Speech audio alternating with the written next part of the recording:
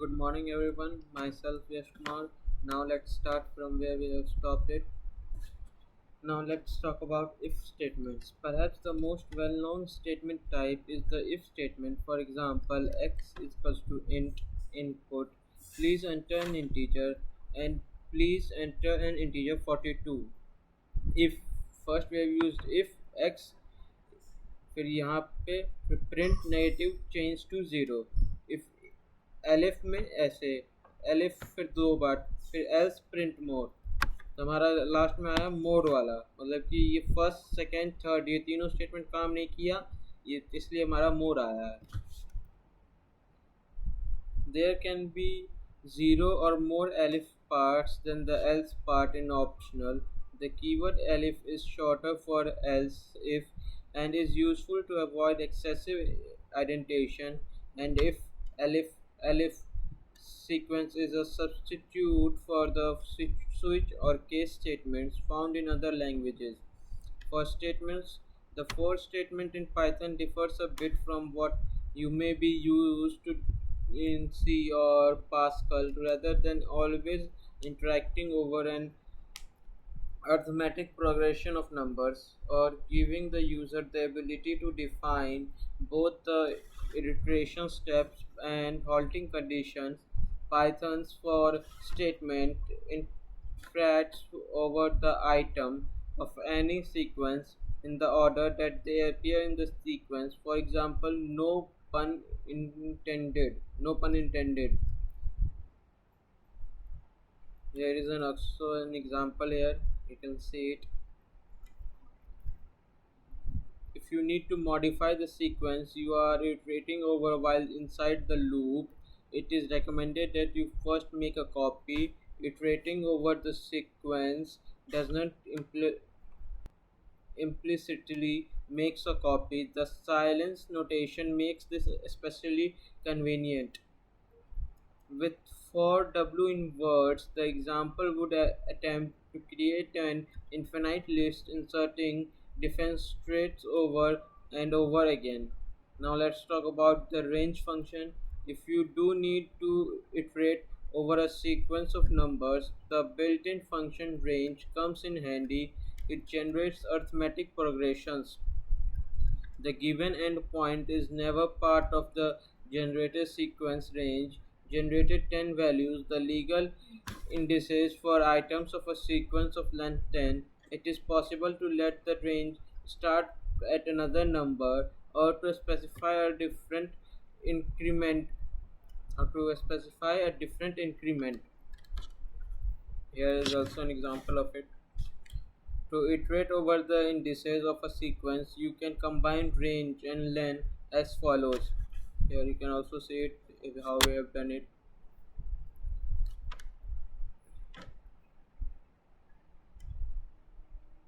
However, however, it is convenient to use the enumerate function to see looping techniques.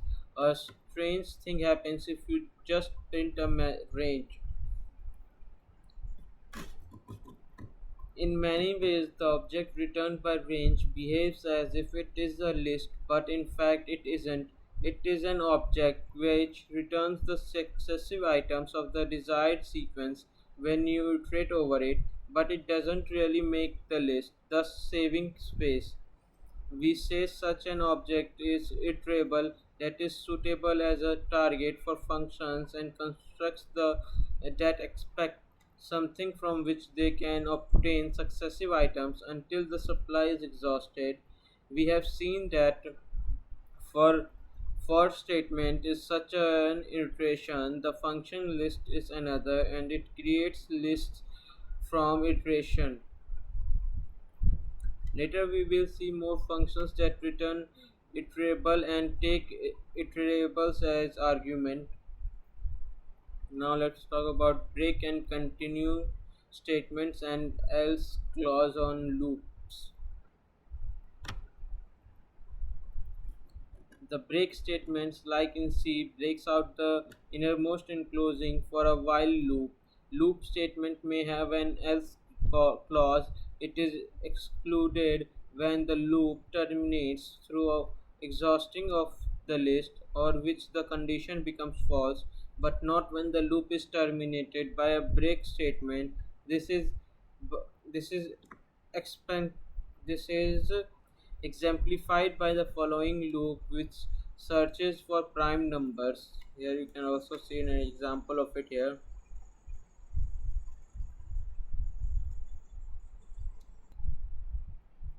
Yes, this is the correct code. Look closely. The else clause belongs to the for loop, not the if statement. When you use with a loop, the else clause has more in common with the else clause of a try statement than it does that of its statement. A try statement's else clause runs when no exception occurs, and a loop else clause runs when no break occurs. For more on the try statement and exceptions, see handling expectations. The continue statement also borrows from C continues with the next iteration of the loop. Now let's talk about past statements. The past statement does nothing. It can be used when a statement is required synthetically, but the program requires no action. For example, while true, pass. Here you can see this is commonly used for creating minimum classes. Another place pass can be used in as a placeholder for a function or conditional body when you are working on new code, allowing you to keep thinking at a more abstract level. The pass is silently ignored.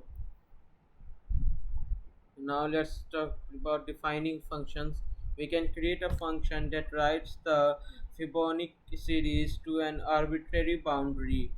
The key def introduces a function definition. It must be followed by the function name and the parenthesized list of formal parameters. The statement that form the body of the function starts at the next line and must be indented. The first statement of the function body can optionally by a string literal. This string literal is the function's documentation string or doc string. There are tools which we use doc strings to automatically produce online or printed documentation, or to let the user interactively browse through code. It's good practice to include doc string in code that you write, so make a habit of it. The execution of a function introduces a new symbol table used for the local variable of the function. More precisely, all variable assignments in a function store the value in the local symbol table, whereas variable refers first look in the local symbol table, then in the local symbol tables of enclosing function, then in the global symbol table, and finally in the table of built-in names.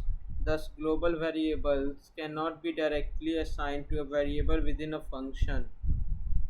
Although they may be referenced, the actual parameters to a function call are introduced in the local symbol table of the called function when it is called. Thus, arguments are passed using call by value. When a function calls another function, a new local symbol table is created for that call.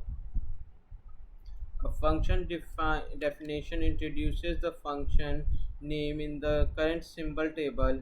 The value of the function name has a type that is recognized by the interpreter as a user defined function.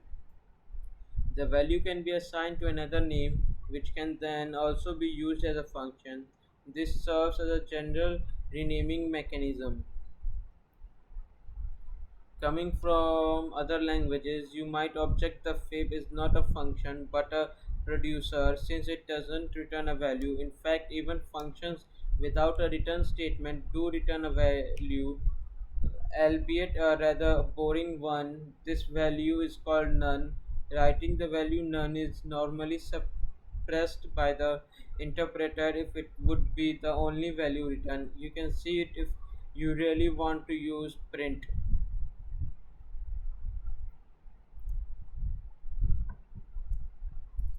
It is simple to write a function that returns a list of the number of the Fibonacci series instead of printing it.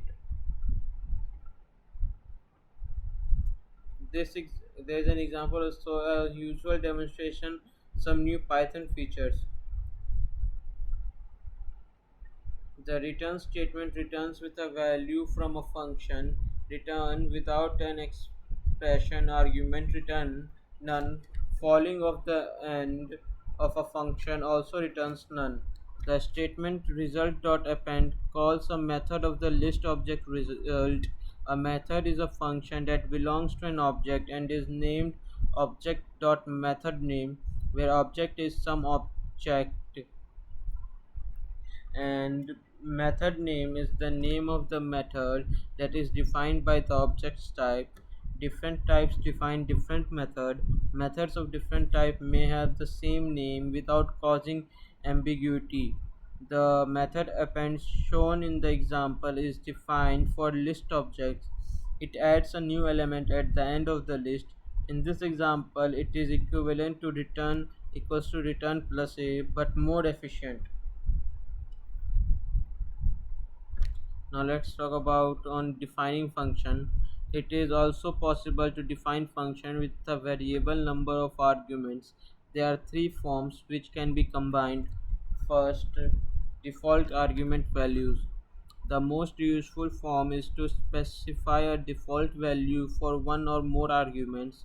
This creates a function that can be called with fewer arguments than it is defined to allow. This function can be called in several ways, giving only the mandatory argument. Ask OK, do you really want to quit? Here it is also giving one of the optional argument or giving or even giving all arguments. These are here. This example also introduces the in keyboard keyword. This tests whether or not a sequence contains a certain value. The default values are evaluated at the point of function definition in the defining scope, so that will print 5. An important warning: the default value is evaluated only once. This makes a difference when the default is a mutable object, such as a list dictionary, an instance of most classes. For example, the following function accumulates the argument passed to it as a subsequent calls.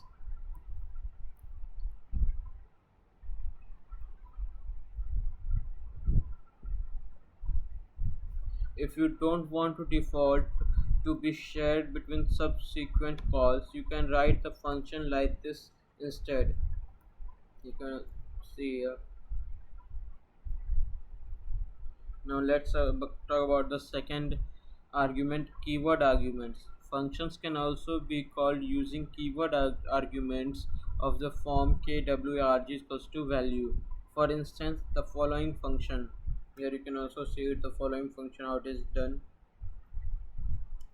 accepts one required argument voltage and three optional arguments state, action and type. This function can be called in any of the following ways.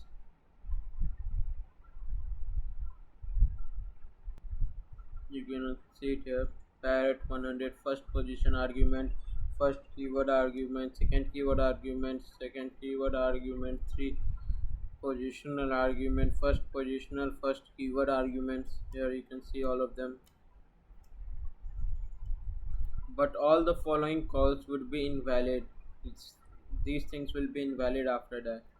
In a function call, keyword arguments must follow positional arguments. All the keyword arguments passed must match one of the arguments accepted by the function, and their order is not important. This also includes non-optional arguments. No argument may receive a value more than once. Here is an example of the that fails due to the restriction. You can see an example here. It has failed due to some restrictions. When a final formal parameter of the form is present, it receives a dictionary call dictionary containing all keyword arguments except for those corresponding to a formal parameters. This may be combined with the formal parameters of the form which receives a tuple containing the positional argument beyond the formal parameter list. For example, if we define a function like this, here I've defined a function, you can see it here.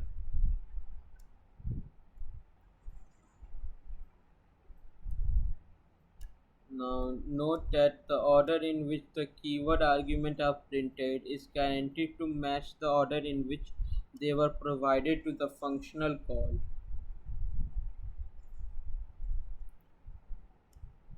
Now, let's talk about a third argument, arbitrary argument lists. Finally, the least frequently used option is to specify that a function can be called with an arbitrary number for of arguments. These arguments will be wrapped up in a tuple before the variable number of arguments.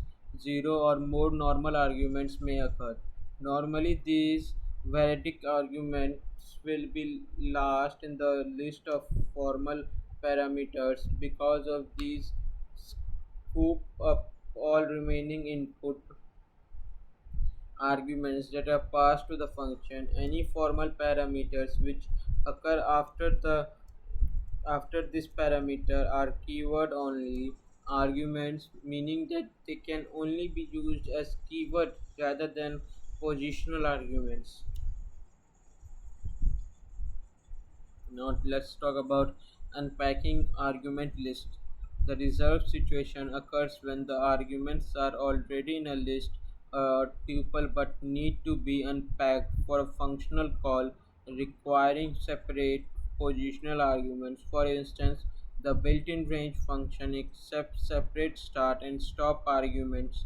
If they are not available separately, write the function call with the operator to unpack the arguments out of a list of tuple. Now let's talk about lambda expressions. Small anonymous functions can be created with the lambda keyword. This function returns the sum of its two arguments, lambda a and b equals to a plus b. Lambda functions can be used whenever function objects are required. They are systematically restricted to a single expression. Symmetrically, they are just synthetic sugar for a normal function definition. Like nested function definitions, lambda functions can reference variables from the containing scope. The above example use lambda expression to return the function. Another uses to pass a small function as an argument. Now let's talk about documentation strings. Here are some conventions about the content and formatting of documentation strings. The first line should always be a short, concise summary of the object's purpose. For brevity, it should not exactly state the object's name or type since these are available by other means. This line should begin with a capital letter and end with a period. If there are more lines in the documentation string, the second line should be blank, visually separating the summary from the rest of the description. The following lines should be one or more paragraphs describing the object's calling conventions, its side effect, etc. The Python parser doesn't strip ident- indentation from multi-line string literals in Python, so tools that process documentation have a strip indentation if desired. This is done using the following convention. The first non-blank line after the first line of the string determines the amount of indentation for the entire documentation string. White space equivalent to this indentation is then stripped from the start of all lines of string. Lines that are intended less should not occur, but if they occur, all the leading white space should be stripped. Equivalence of white space should be tested after expansion of tabs to 8 spaces normally. Here is an example of multi-line doctrine. You can see it here.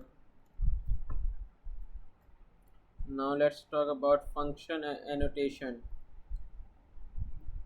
Function annotations are completely optional metadata information about the type used by user-defined functions. See PEP 3107 and PEP 484 for more information. You can see there also. Annotations are stored in this format attribute of the function as a dictionary and have no effect on any other part of the function. Parameters annotation are defined by a colon after the parameter's name followed by an expression evaluating to the value of the annotation. Return annotations are defined by a literal followed by an expression between the parameters list and the colon denoting the end of the def statement. The following example has a positional argument, a keyword argument, and the return value annotated.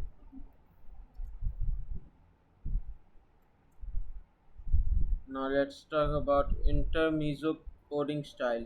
Now that you are about to write longer, more complex piece of Python, it is a good time to talk about coding style. Most language can be written in different style. Some are more readable than others. Making it easy for others to read your code is always a good idea, and adopting a nice coding style helps tremendously for that. For Python, PEP8 has emerged as the style guided the most projects adhere to. It promotes a very readable and eye-pleasing coding style. Every Python developer should read it at some point. Here are the most important points extracted for you. Use four space indentation and no tabs. Four spaces are a good compromise between small indentation and large indentation. Tabs introduce confusion and are best left out. Wrap lines so that they don't exceed 79 characters. This helps user with small displays and makes it possible to have several code files side by side on larger displays. Use blank lines to separate functions and classes and larger blocks of code instead of function. When possible, put comments on a line of their own. Use docstring. Use space around operators and after commas, but not directly inside bracketing constructs a is equals to f12 plus g34, such as name your class and function consistently. The convention is to use camel case for classes and lowercase with underscores for function and methods. Always use self as the name of the first method argument. Don't use fancy encodings if your code is meant to be used in international environment. Python defaults UTF-8 or even plain ASCII works best in any case. Likewise, don't use non-ASCII characters in identifiers if there is only the slightest chance people speaking a different language will read or maintain the code.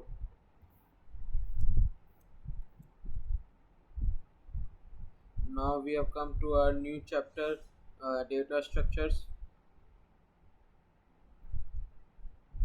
This chapter describes some things you have learned about already in more detail and adds some new things as well.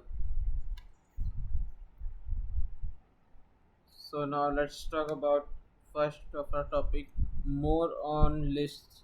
The list data type has some more methods. Here are all of the methods of list objects. List.append.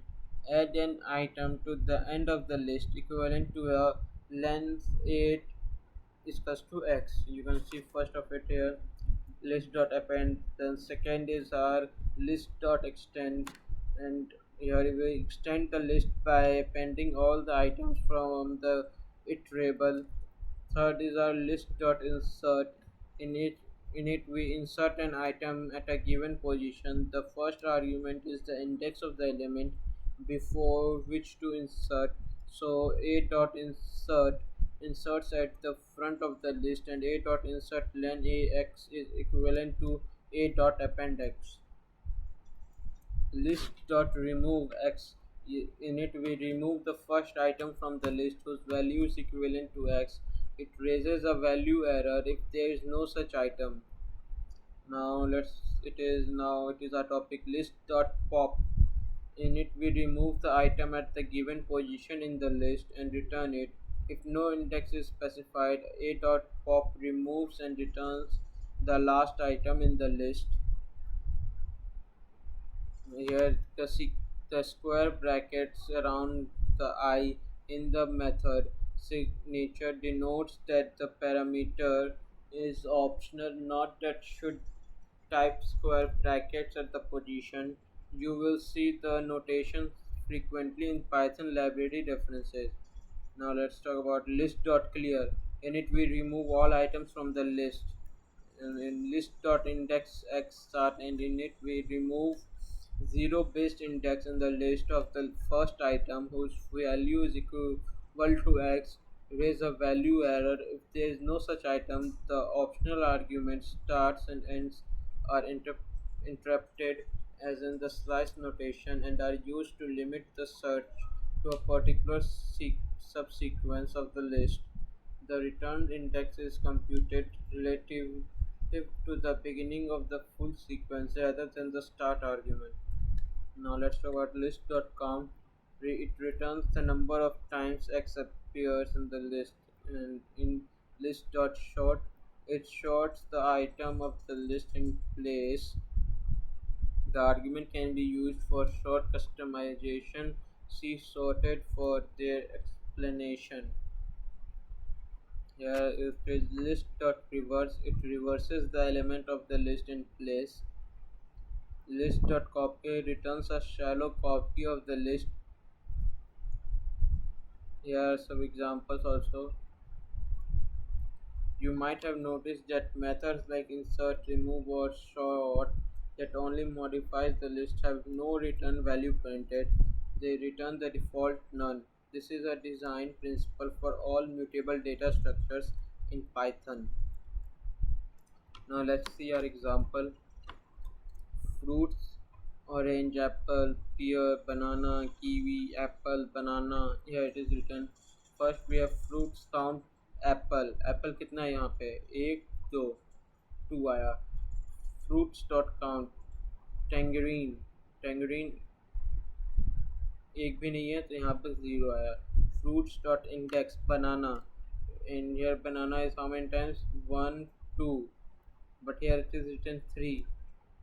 There must be problem somewhere here.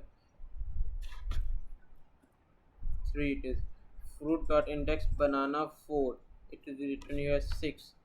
Fruits dot reverse करने के लिए कहा गया हमें. तो यहाँ पे हमारा प्रिंट हुआ फ्रूट्स का प्रिंट किया हमने. तो यहाँ पे आया बनाना, एप्पल, कीवी, बनाना, पियर, एप्पल, ऑरेंज. एकदम उल्टा हो गया पूरा ये. फिर हमने फ्रूट्स डॉट अपेंड किया इसको ग्रेप को. फिर हमने फ्रूट्स किया प्रिंट किया तो हमारा यहाँ पे आया बनाना, एप्पल, कीवी, बनाना, पियर, एप्पल, ऑरेंज, ग्रेप. यहाँ पे ग्रेप ऐड हो गया हमारा. यहाँ पे फ्रूट्स डॉट शॉर्ट प्रिंट किया हमने तो यहाँ पे आया हमारा एप्पल, बनाना, ग्रेप, कीवी, ऑरेंज, पियर. मतलब सब कुछ शॉर्ट कर दिया है, अलग अलग कर दिया सारे चीज़ों को. अब यहाँ पे फ्रूट्स डॉट पॉप. मैंने फ्रूट्स जब डॉट पॉप किया तो हमारे यहाँ पे क्या आ गया है? पियर. पियर आ गया हमारा ये. So that is all about today. Now we will talk about now this is all about today. Now we will talk about the next thing, using list as tags in our next class. So that's all for today. Thank you.